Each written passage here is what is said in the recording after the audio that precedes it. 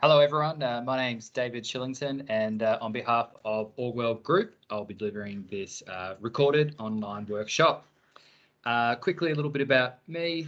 After playing in the NRL professionally for 12 years in the top grade, I've since retired and became a master instructor with Mental Health First Aid Australia. I deliver a range of mental health and wellbeing workshops for Orwell Group to different workplaces, schools, and community groups, and some sporting clubs too. I'm really passionate about it, and I'm sure that will show throughout this presentation. This is an online workshop that's pre-recorded, so there's no interaction, but I'll try and keep it pretty dynamic. I'll pose a few questions to you that you might want to have a think about and answer yourself. But feel free to take notes. Feel free to watch it again if you needed clarification or to revisit anything, and I hope you really enjoy it. Let me share my screen and we'll kick off.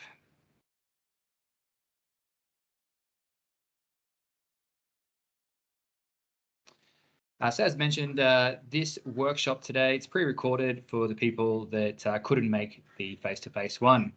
Always prefer face-to-face, of course, so we can ask questions and speed up or slow down as the group requires. But do know that with rostering issues, COVID, wet weather, not everyone can make the face-to-face ones. So I certainly don't want anyone to miss out. In the bottom right-hand corner of the screen, you can see a few pictures of me, and that's at different stages throughout my NRL career. So if anyone's an NRL fan, there might be some teams you support there, including the Sydney Roosters on the far left. That's when I was a real young fella, just starting out in first grade. In the middle is the Canberra Raiders jersey. I played most of my career for the Raiders, probably most known for my career there.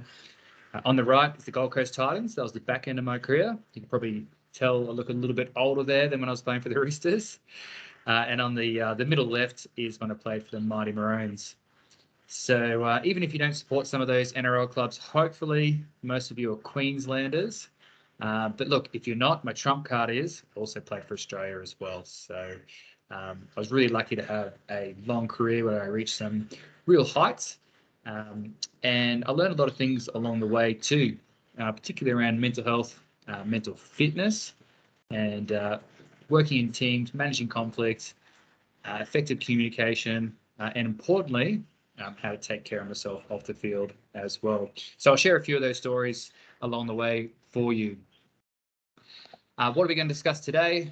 We're going to talk about why conflict arises, how to be coachable. So being coachable is an important part of managing conflict, avoiding it, optimizing the team environment, different communication styles to make you as effective as possible when you're talking amongst your team, when you're leading others, and when you're talking to patrons, clients, people like that as well.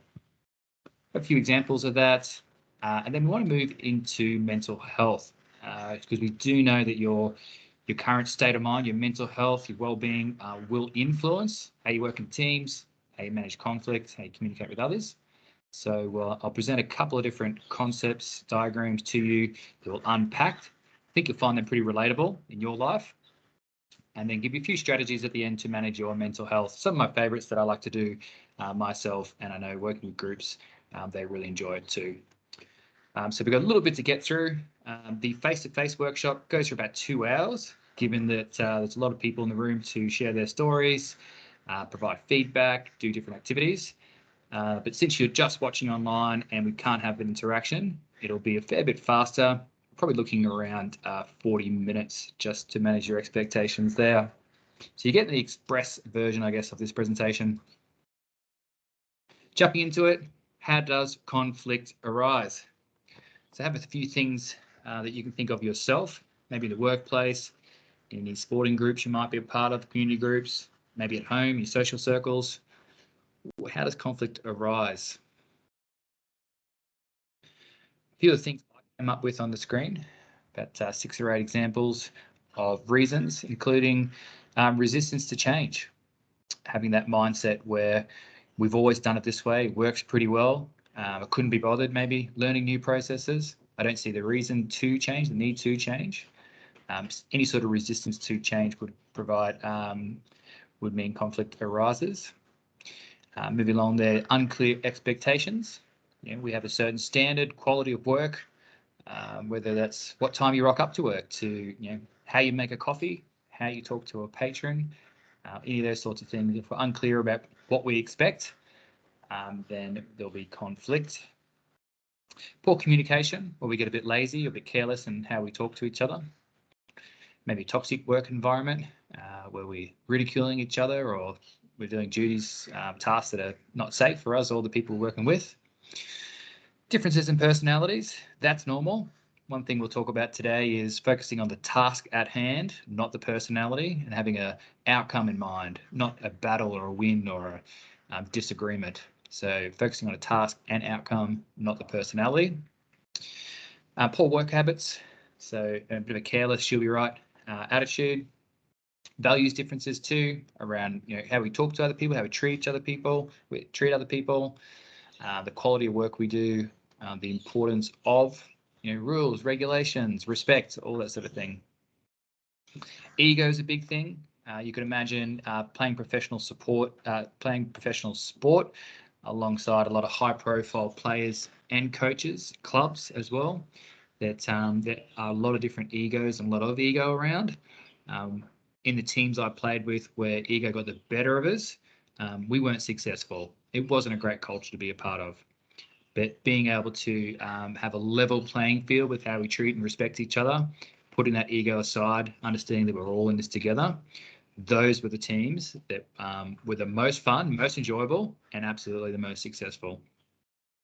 And lastly, one more way conflict can arise is through mental health challenges. We know that stress accumulates over time. If we're looking really broadly across Australia, over the last couple of years, we had those bushfires, wreaked a lot of havoc for a lot of people. Very sad to see our animals dying, land getting destroyed, people's lives lost. Then we moved straight into COVID, unfortunately, and COVID had some ups and downs and twists and turns like that. And then we had recent flooding too, southeast Queensland, northern New South Wales, a little bit in Sydney, those sort of areas. So on top of our normal life, those normal ups and downs with relationship problems, work stresses, financial pressures, physical health concerns, those things, I had these massive other dramas to deal with too. We don't get a break from it to reset, decompress, re-energize, just one thing after another, it feels like. So when we're in that overwhelmed stress state constantly, conflict can easily arise, that's for sure. Strategies, but just jumping straight into some strategies we're going to expand on. We'll cover really lightly first, and then some strategies we'll expand on throughout the presentation. And this is to reduce conflict. So how can we be, first of all, proactive to have less conflict, but then also strategic that when conflict arises, which it inevitably will, we won't be able to avoid conflict, then we'll have some good strategies to manage that. When I say it inevitably will, we can't avoid conflict, I'm not sure if we should actually try to avoid conflict too. In the face-to-face workshop, I always ask the audience, when is conflict a good thing? Because I do hear people from time to time saying, I hate conflict, I try to avoid it, I'm not good with it like that, so I'll just avoid it under any sort of terms. And the things we talk about in the workshop when conflict is good is that when people challenge us with new ideas, they've got new processes, different experiences, different perspectives in life, then that's what we can learn more. We might learn new ways to do things, a better way to do things, different perspective or angle to look at things from, based on other people's views and how they challenge us with that.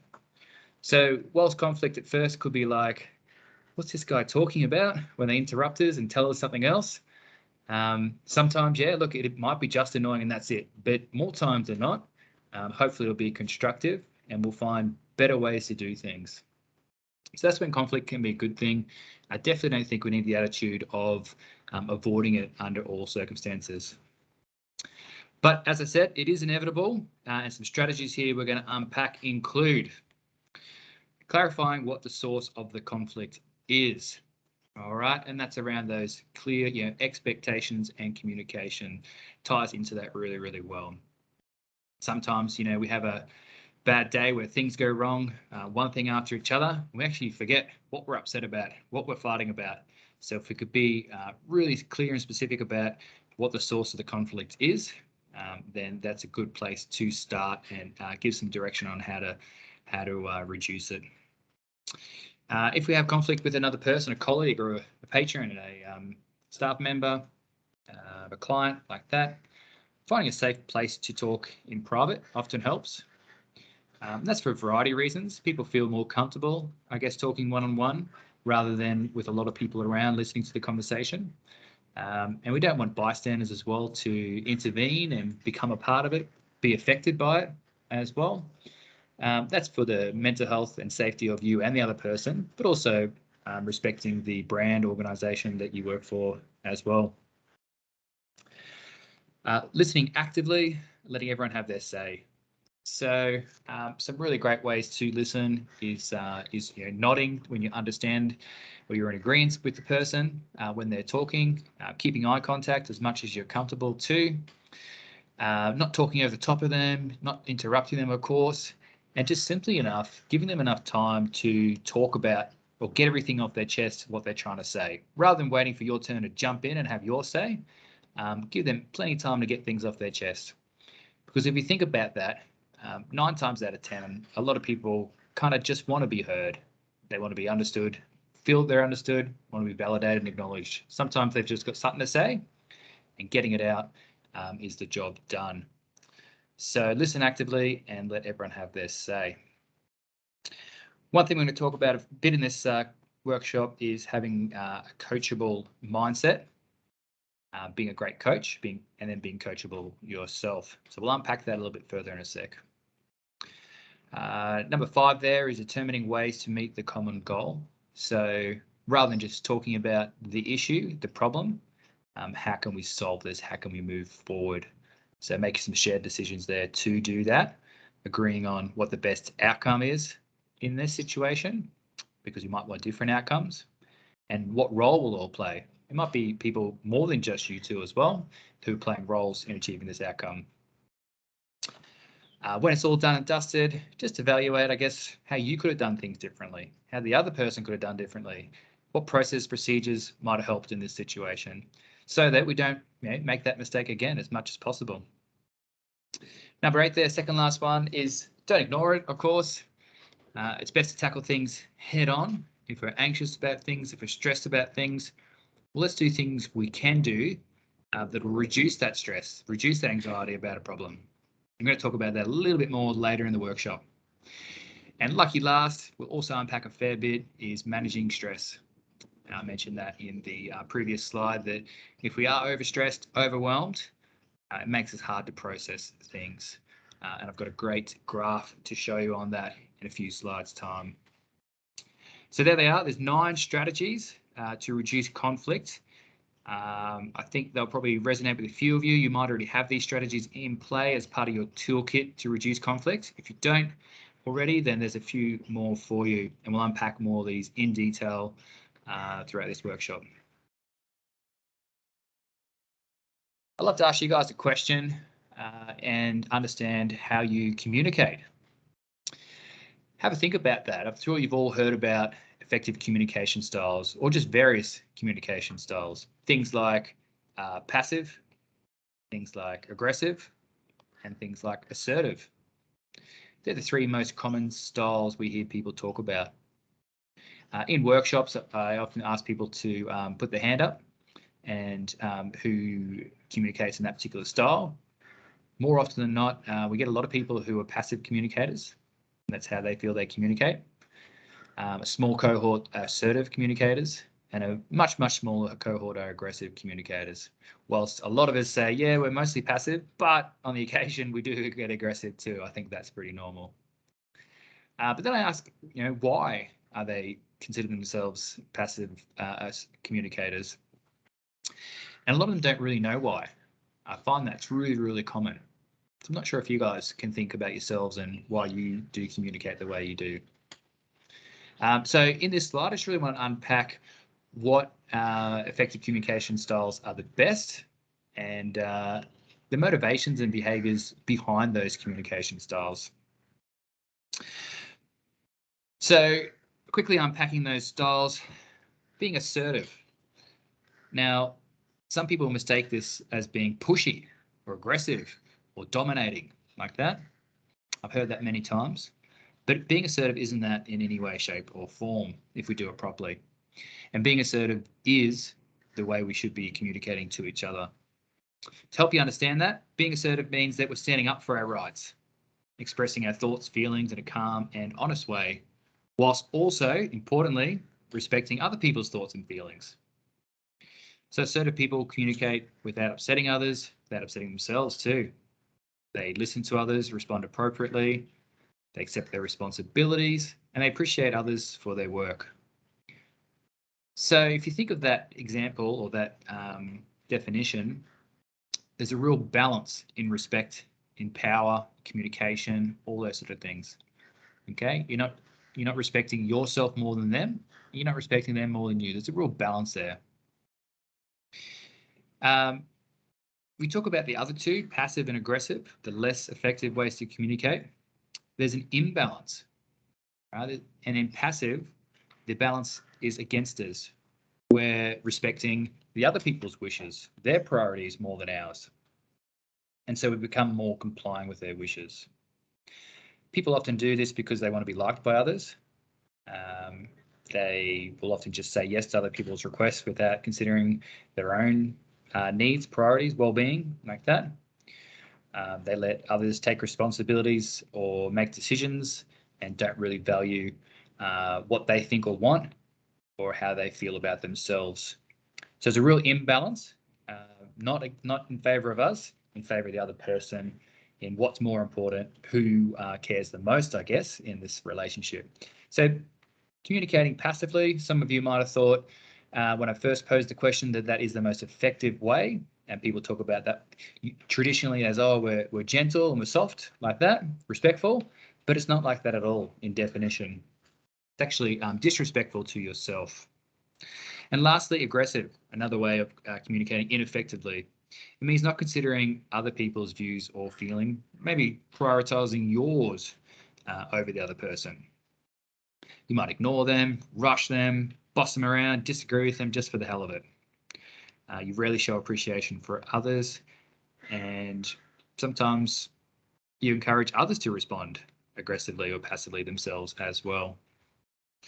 So there's a real imbalance there where you're prioritizing yourself more than the other person, as opposed to passive, where you prioritize the other person over you.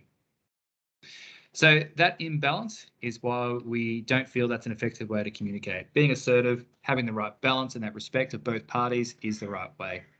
And if we think about that in the workplace, when we're having conversations with other people, with patrons, clients, staff, like that, if we're asked to do something that's not safe from a workplace health and safety point of view, and we know it's not safe, or we fear it's not safe, and we just value the other person's opinions, priorities more, we might not speak up, might we? We might just comply and go along with it and be put in an unsafe position or put someone else in an unsafe position.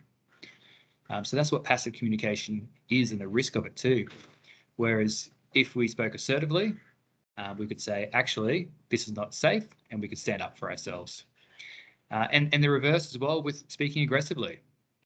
If someone comes up to us and says, oh, I'm really concerned about this, and we go, no, just do your job, I don't want to hear about it. Well, speaking aggressively like that, we don't hear about that safety concern. So I hope that was a good explanation for you of how we need to speak more assertively and by balancing the respect, priorities, both ourselves and other people as well.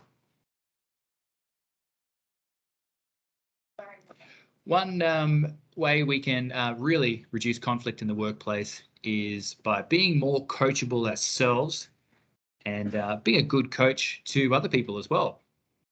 Now, don't just think about this in sporting terms because I'm an old sports person and because I talk about sport a bit. When we're being coachable, that's at home with the family, husbands and wives, partners, boyfriends, girlfriends, parents and children. That's in the workplace, amongst colleagues, mentors, managers, staff, leaders, but also, of course, in sporting clubs as well. And I'll talk about all of those examples so you can understand why to be coachable. And being coachable is really about, it really ties into your success and happiness. And what it's all about is being open to learning from others, sometimes confronting uncomfortable or inconvenient truths, absolutely working hard, and importantly, improving your performance. Who's coachable? What type of people? Well, the smartest, high-achieving professionals see themselves as coachable, as an evolving work in progress, looking to other coaches to see how they can help them evolve, level up in different parts of their career, and out of their workplace too, with their well-being. A big part of being coachable is focusing on trading the me for we. So it's not a I or a you, it's a we, like that. So it's not about my priorities as much as it's our priorities. So trade the me for the we. That'll help us improve both our personal and professional skills, attributes. Team productivity will go up, conflict will go down. So there's a lot of great benefits to being coachable. I'd like you to have a quick think about the A to Z of being coachable. I appreciate it's not something everyone talks about in the workplace every day. Have a think physically, mentally, socially, professionally. What does that look like? Physically, is that like our posture, our facial expressions, our whole sort of demeanor like that? Mentally, is that how we view things, how we process things? Socially, so have a think about those sorts of things. I know what it is definitely professionally, and we're going to unpack that in the next slide. So what is being coachable? Well, it's keen on development, keen on achievement, setting and achieving goals.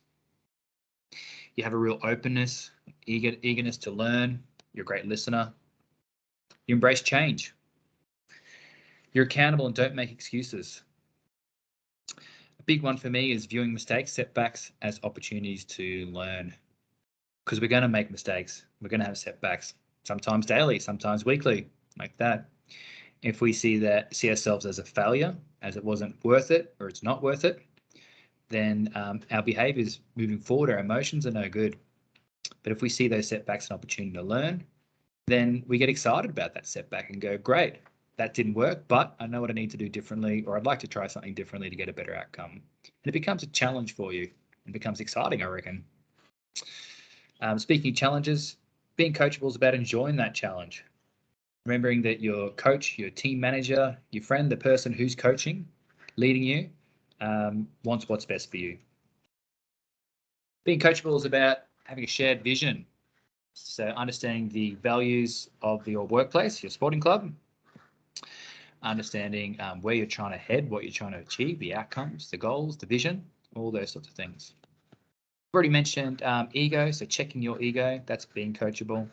Knowing your role to perform in the team too, and staying in your lanes where you need to as well. We can't have someone who's making coffee, telling the person pouring alcoholic drinks how to do their role, and then taking the focus off how they do their own role, or interrupting that person pouring the drinks, their work life too. So knowing your role, checking your ego, staying in your lanes where you can. And lastly, being open to other views and perspectives and seeking out criticism too. How could I do this better? Is there anything you thought I did wrong, or that wasn't of great quality that I could learn from? So they're normal questions, normal mindsets to have in the pursuit of being the best you can be. And I'm not talking about taking over the business or anything like that, but being good at your job, loving coming into work, enjoying being respected by others, and taking pride in that too.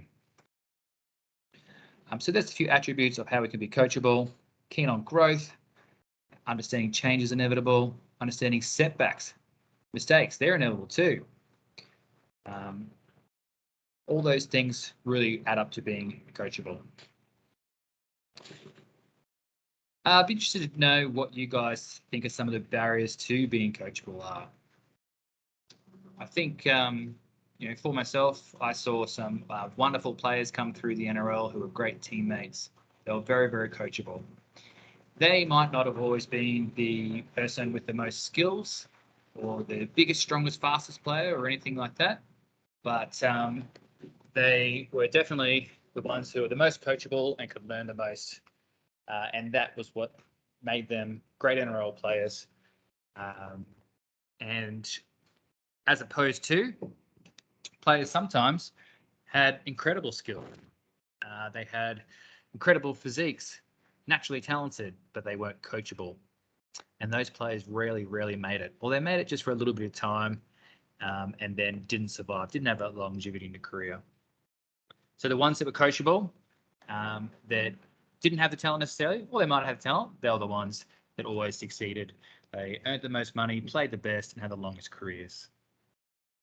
Think about it in the workplace.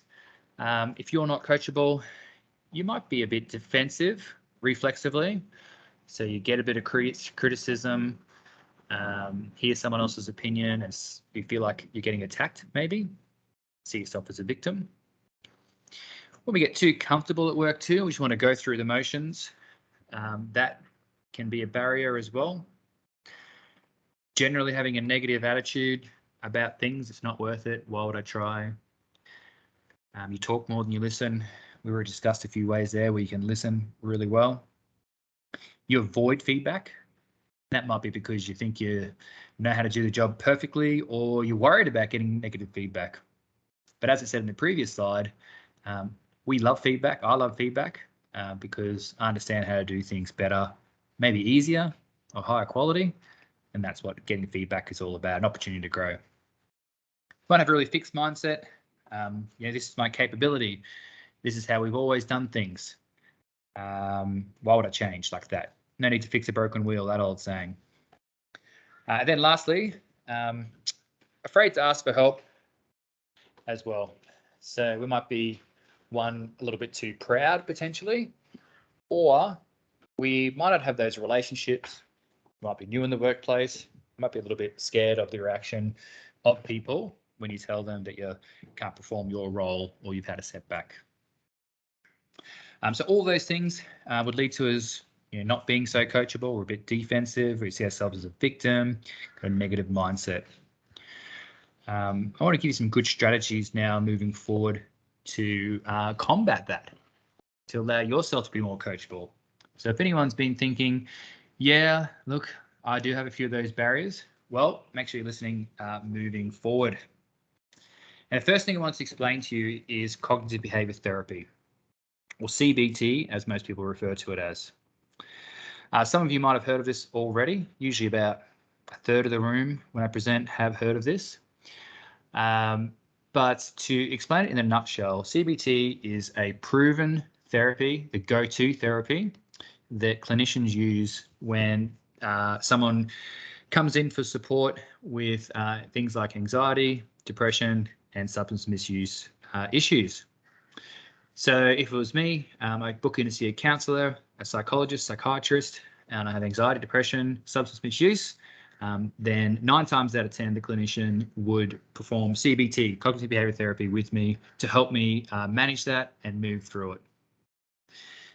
Quite often, we have negative thinking patterns that lead to negative behaviors, negative emotions, and maladaptive behaviors that don't work. And that's what CBT aims to explain, how our thoughts connect to our emotions and our behaviors. So that little diagram you see on the right there, I'd just like to work through that really quickly.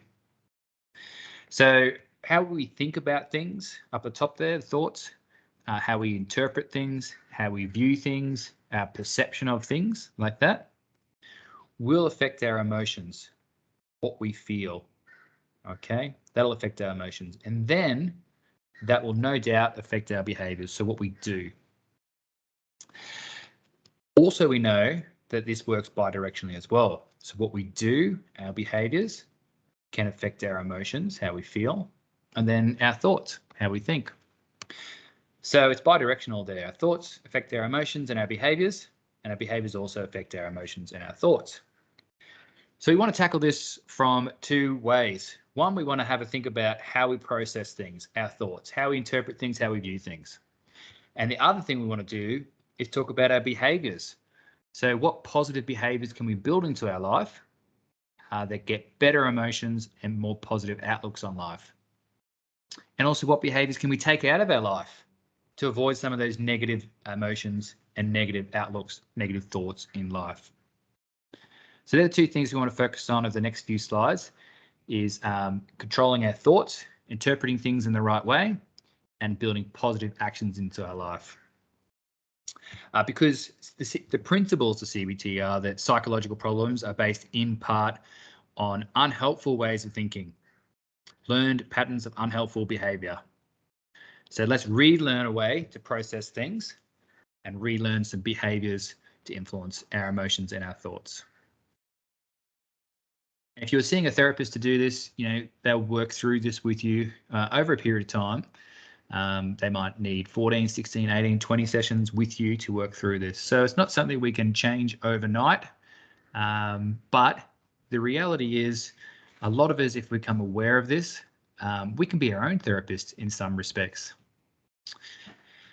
Now, the distortion in thinking that is creating our problems, we need to reevaluate that. We also need to understand the behaviors and motivations of others when they're giving us feedback, when they're telling us things. We need to effectively problem solve strategies to cope and have a real confidence in our abilities to bounce back from setbacks, to be more coachable, to perform at a higher level. So those bullet points on the left, I was just reading through. Let's put them into the diagram. And I'll talk about it from a sporting point of view first, and then a workplace point of view. So if I played a bad game on a Sunday, then on the Monday, the coach would call me into his office and he'd take me through a video session, showing me some clips of where I went wrong. It might be a couple of missed tackles, a drop ball, a let in a try. And the coach would tell me, what I did wrong. Now, with my thoughts, if I process that as the coach is trying to attack me, the coach is playing favourites, what's the coach saying to the other people that played? Does he actually want me at this club? Has he got any respect for me? If I process it like that, then my emotions are going to be quite negative as well. Might feel sad, upset, useless. Might even feel angry as well. So then my behaviours, that might lead to me getting a bit snappy, a bit aggressive, fighting back. Might mean I storm out of the office. I might cry. I might want to hide. I might drop my bundle at training the next day. Or in the extreme case, I might actually want to leave that workplace, that club. So you can see the way I've processed that in a negative way, not understanding, I guess, the behaviors and motivations of my coach, not understanding my role as a player, has led to really negative emotions and negative behaviors. But if we process this differently, if the coach calls me in on Monday, shows me where I went wrong in the game, and then I go, well, you're the coach and it's your job to get the best out of me as a player. Also, it's my job as a player to be the best player I can for my own career, for the team's success, for my career longevity. So if I receive that information in a constructive way, process it that way, understanding that the coach, his role is to do that, then the emotions I feel will be far different to the previous example. I'll be happy. I'll be excited. I'll be probably thankful that I found ways to improve my game to secure my career, to win games with the team. Then my behaviors, walking out of it, I'll be upbeat, more positive. Obviously, I won't feel great all of a sudden about doing the wrong thing, but I'll appreciate the feedback and I'll accept it as a challenge. And my response could be to train hard, to fix up those mistakes in my game so I can come out, play well the next weekend, the team wins, and I have contract career security. So with that example of being coached in sport, you can see the wildly different outcomes of how we processed things to how they made us feel and how we behaved. I certainly know how I'd want to behave, what's best for my career, my security like that. So I need to work on how I process things, understanding that it'll make me feel a certain way and behave a certain way. I hope that made a lot of sense. If you think about it in the workplace too, I'll move through a little bit faster because it's very, very much the same. If our manager comes up to us and says, hey, you're not making this coffee right, or you're not doing your particular job in the workplace right, then if we process that as being understanding that they're our manager and that their motivation is for us to be the best at that role so that the customers are happy and that the business survives and we keep our jobs, then then if we process it that way in the light of reality like that, then our emotions are that we accept that feedback. Maybe we're even thankful that they showed us how to do something of higher quality or with easier processes. And then our behaviors are to learn from that, practice it, do it better in moving forward. Alternatively, if we processed it as we felt attacked, then emotions would be upset. We might want to not be a barista anymore. We might want to not work at that place anymore, not come to our next shift. But what that means for us is that we lose our income. We get upset about it. We get sad. Our future's cloudy. So it's not a great behavior. We don't want that behavior. So working backwards from it, we want to process things in the light of reality, understanding the manager wants what's best for us, the team, and the organization, and that we perform our role and secure our future and our happiness at the same time. So I'll leave it there with the CBT, but I just wanted to first of all help you understand that how we process things affects our emotions and our behaviors. In the next couple of slides, I want to show you some behaviors as well that can positively influence our emotions and our outlook, our thoughts on life. Before we jump into those, I think it's always important to look at things from the other side as well, because some of the people listening to this webinar will be coaches themselves. And that could be in a formal position, either being a manager or a leader in the workplace. It could be just as a friend, helping your friend get through something. It could be at home too, talking to your kids, your partner, could be in your social circles. They're all the ways I said we are coaches, whether that's formal or informal. Some things we can do to improve our coaching include building a really strong relationship as a foundation to doing that coaching. So spending time with the person, building trust, being consistent in how you talk to them, being consistent with your feedback. Let them know that you care. You want to be as relatable as possible, as opposed to sort of being commanding and high-horsing or coming across as an expert like that. We definitely want to role model behaviors we'd like to see, not a what's good for you isn't good for me sort of mentality. Seek out feedback is a big one. I'll come back to that in a sec. Build confidence, show confidence. 100% of my workshops I do, I ask workplaces, what could management do differently to improve culture, to make your life happier at work? 100% of the time they say celebrate the wins, celebrate success. So that's a really, really big, important one. If we do something well, let's not just skim over it and keep moving.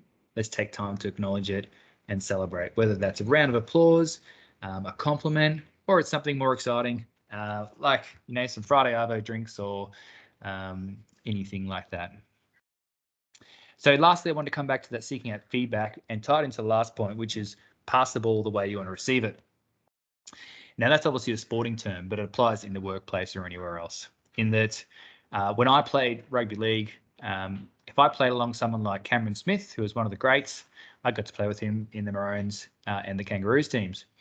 Now, why I loved playing with him is he passed the ball exactly the way that I wanted to receive it. And what I mean by that is he would pass the ball from the ground straight to my chest, nice and firm. It wasn't over my head. It wasn't behind me. It wasn't too far in front. It wasn't at my toes. He didn't rocket it into me. He made sure I was ready to receive that ball as well. So that's the way everyone likes to receive a pass. Nice and firm, sharp to the chest. No one wants it at their feet. So understanding that when we give feedback, when we tell somebody a new way to do things, we give them some constructive criticism on something they could have done better, then let's pass that ball the way we want to receive it. Let's give that feedback the way we'd like to receive it. And I think further to that as well, asking for feedback on how someone would like to receive feedback, how they'd like to be coached, how they'd like to be managed. That can be really important too. Some of us don't love face-to-face contact. Some of us would like a list or a follow-up email of things they could do or a summary of the conversation because they get overwhelmed in that conversation and need to reflect on it. Some people need more time to process things when you say something initially. So we're all different like that. And as someone who's doing the coaching, as giving feedback, we can first of all give them a nice firm pass, not out front, not over the head, not rocketing into them, not when they're not ready. But then further to that, if we have more time to build trust and build a good relationship with the person, understand how they'd like to be coached, managed, spoken to as well. And obviously we can't bend over backwards for everybody, but if we have these foundations as great coaches, then we're going to have a more productive, more happy team. Absolutely. Let's unpack a couple of concepts. And when we talk about mental health, the reason why we talk about that is because mental health is a state of well-being in which every individual realizes their own potential, copes with the normal stresses of life, works productively. I just want to quickly skim over that. Sorry, quickly run through that definition because managing conflict, being coachable, that is about realizing your own potential, not that fixed mindset. It's also about coping with the normal stresses of life. It's also about working productively and contributing to the community. So if there's too much conflict and we're not coachable, we're not going to realize our potential. We're not going to cope with those normal stresses, work productively, all those things we want to do, all those things that are good, that do represent good mental health. So I just want to step back a sec to look at that before we talk about a couple of concepts. So there's 3 concepts to talk about. The first one is the mental health continuum. Now, I always talk about the mental health continuum in my workshops, and that's for a variety of reasons. One is it's good to know where you sit on this continuum, if you're up that green zone, or if you're down that red zone, or if you're hovering around the middle somewhere. So it's good to be aware of how you feel. And why I say that, because then if we know how we feel, then we can react accordingly as well. If we're up that green zone, we might just need a bit of maintenance, all right? We've already got really good mental health. We're processing things well. Life's pretty effortless like that. Nothing's a hassle for us. If we're down that red zone, but it's good to be aware of that. Understand how long we've been down there for, too. It's unrealistic to think we're always going to be up the green zone. Setbacks are inevitable, but we can have tools in place, strategies in place for when we do have those setbacks, we bounce back quicker. We can call upon those skills. It's also unrealistic to think we always need to be down the red zone.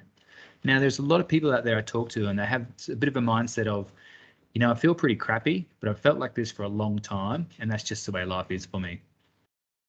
Well, that couldn't be further from the truth, because there are so many things we can do for our mental health, whether that's what we do ourselves, what we do with friends, family, colleagues, or what professional support we access that can boost our mental health, pull us off that red zone. Very, very effective strategies, things like I mentioned earlier, cognitive behavior therapy, and we're going to talk about a few more strategies soon. So have a think about where you're on this continuum. Know that when we talk about mental health, we're not necessarily talking about mental illness. I think too often people talk about mental health in deficit terms, focusing on mental illness. We also want to think about that green zone. How good can we feel? Do we remember what good mental health feels like? Mental fitness. And I'm going to give you some strategies shortly to boost your mental health, your mental fitness.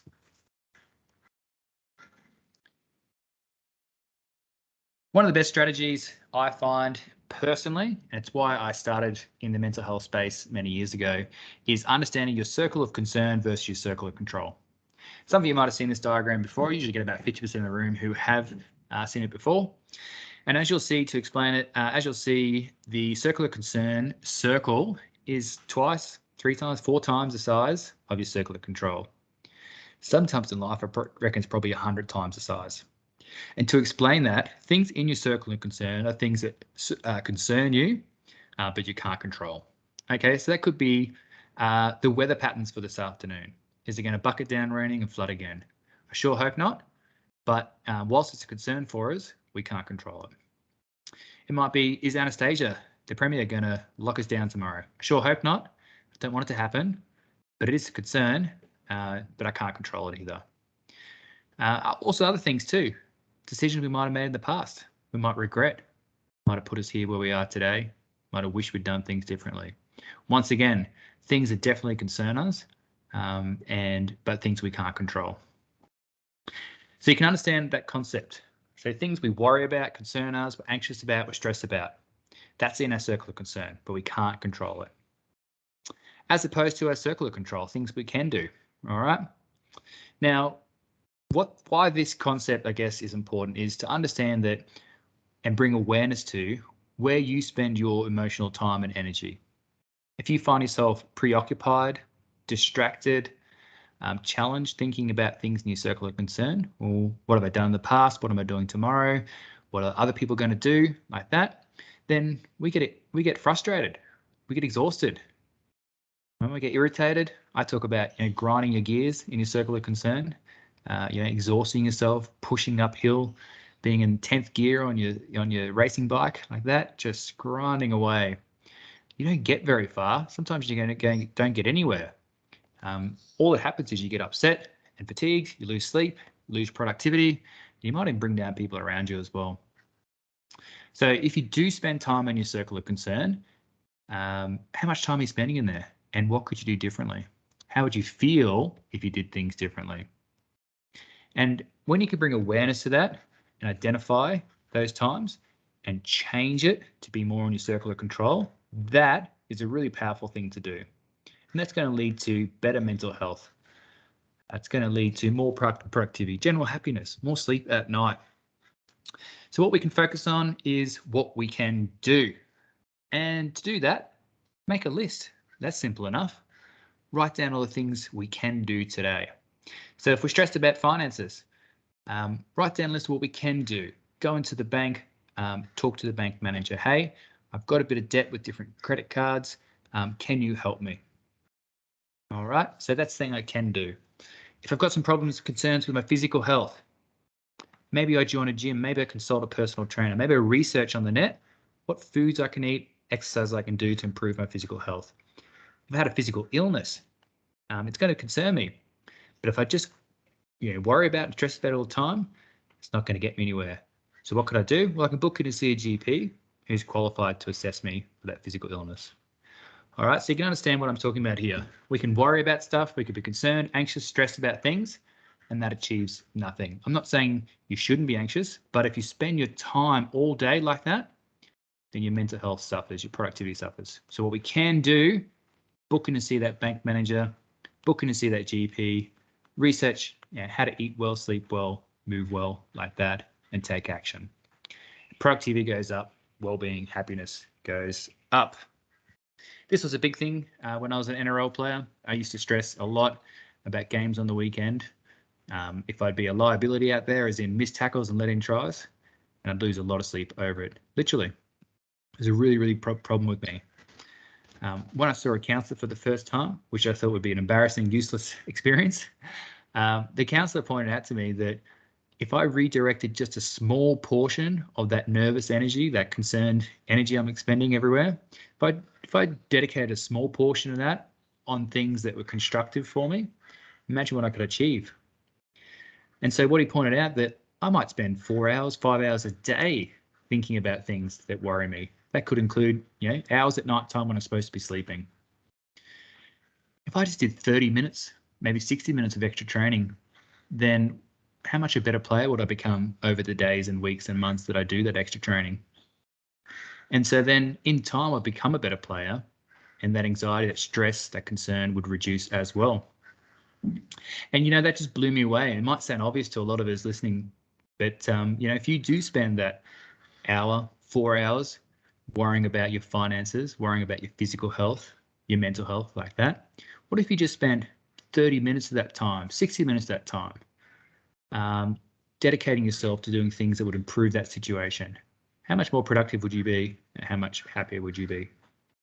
So that's your circle of control. That was my experience. If you spend too much time in your circle of concern, then this is a great concept for you to grasp. And the last diagram I just want to show as well is around stress and performance. If we're undermotivated, underwhelmed, not sharing in the vision of the workplace, of life in general, then we're in the bottom left-hand corner of this curve. Pressure's low, performance is low. Life's going to be pretty hard for us. We'll be grinding away. But also, pressure's too high, the bottom right of this curve, we're in a burnout stage. We're overexcited, overhyped, overpumped, like that, and we struggle to process things. With the right amount of pressure, so in that stretch zone in the middle of the curve, we get optimal performance. So note that's not in our comfort zone, to the left of the optimal performance one. It's not in our comfort zone. If it's too easy for us or pretty cruisy, we don't perform our best. Notice it's not a strain as well. We're not sort of in that stressy, overcomplicated state of mind. We know what we're doing. We're fairly comfortable with it. We're pushing ourselves just a little bit harder in that stretch zone, and that's when we perform our best. Performance is at the highest. Simply for me in the morning, sometimes I use tools to push myself up this performance curve. Put some music on, have a coffee, things like that is the way to get my day started. Rather than sort of being a bit sluggish in the morning. The music pumps me up, gets those brain waves firing. But also sometimes during the day or in the evening, I want to relax, go to sleep, or sometimes I'm a bit overwhelmed when I'm trying to perform. So I'll do some deep breathing exercises. I'll go for a walk, detach myself from my screens to pull that pressure back. So I'm just back in that stretch zone. So the things I'm talking about there are things you might do already. But if you're not, it shows you that in that stretch zone, that is how we perform our best, not when we're undermotivated or overwhelmed, but we can also influence that by things that we do. Okay, so remember that CBT wheel, our behaviors, positive behaviors can influence the way we feel and think about things. That's what I'm talking about here, positively influencing ourselves through our actions. So let's jump into some of those strategies. What can I do to best boost my mental health? Well, we can talk about what we're experiencing. That might be with a professional, might be with our friends and colleagues. Don't bottle it up, talk about it. We can seek professional help. Our first point of call would be to see a GP. When we see a GP, they can assess you for a mental or physical illness, give you some practical strategies to manage what's going on to improve your situation, or they might refer you to professional support like a counsellor, psychologist, psychiatrist as well. So seeing a GP is a great way to start getting professional help.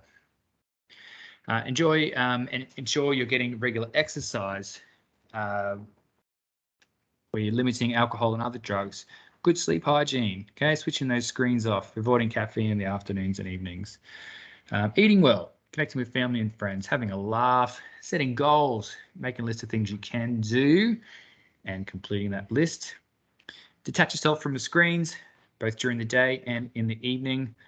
And lastly, some positive psychology exercises to build your mental fitness.